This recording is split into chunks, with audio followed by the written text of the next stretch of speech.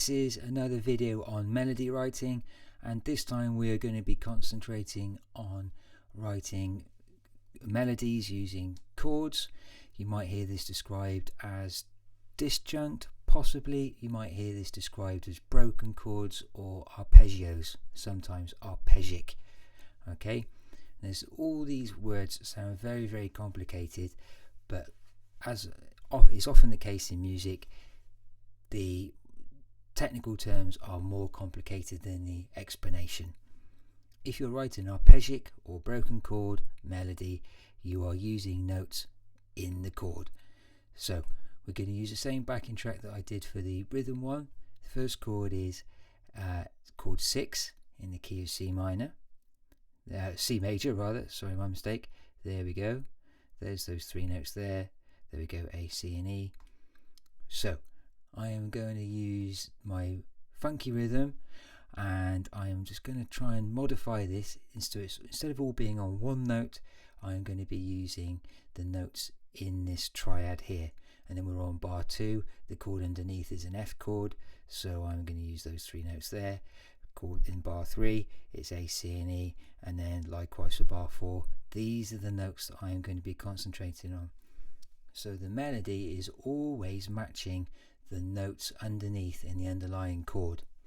Right, so let's flip across to Logic. There we go.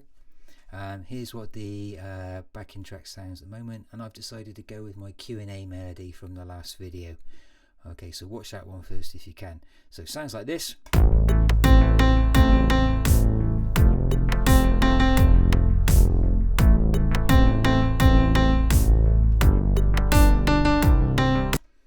Alright, so it's not too bad. I mean, I haven't done anything with velocities or anything like that to make it feel a bit nicer, but we're just going to stick with it for the time being. Right, how can I modify that so it becomes a broken chord, arpeggic or disjunct melody? Very simply, okay, I'm going to go along here, piano roll, and that's my first little rhythmic cell going on in bar 1.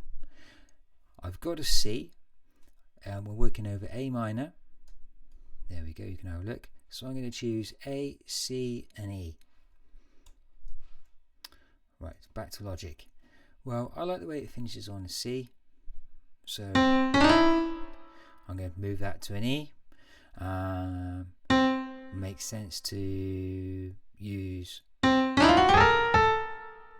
there's an A, so I'm going to do a little descending phrase.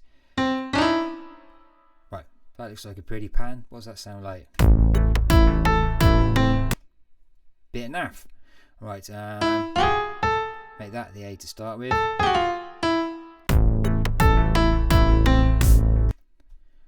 It's okay. I know I don't like it, but I'm not going to divulge that secret just yet. So, in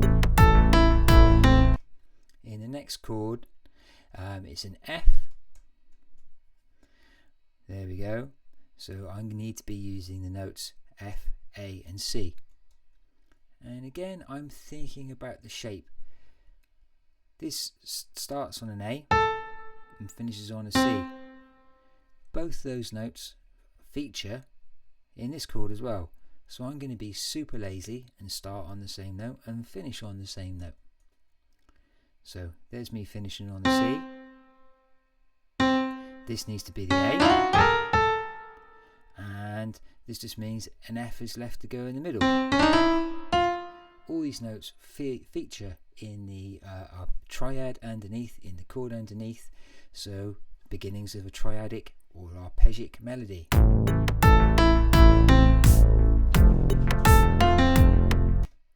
So okay,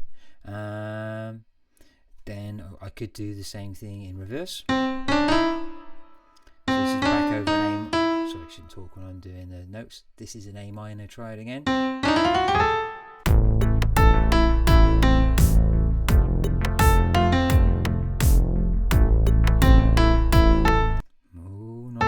Certain, get it right.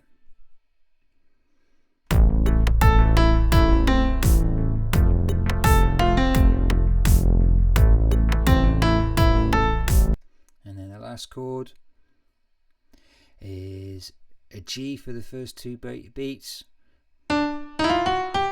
I've got my D. from the G triad, and then this is a C on the end.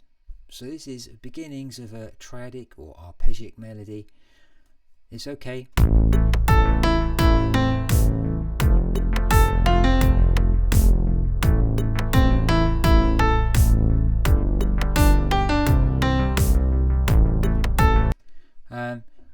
They're okay, but there are better ways of writing a melody.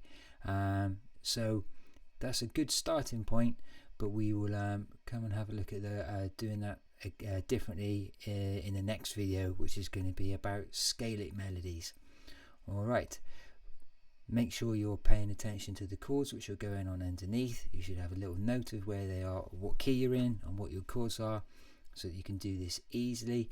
And remember, practice your craft and the art will come. See you again soon, folks.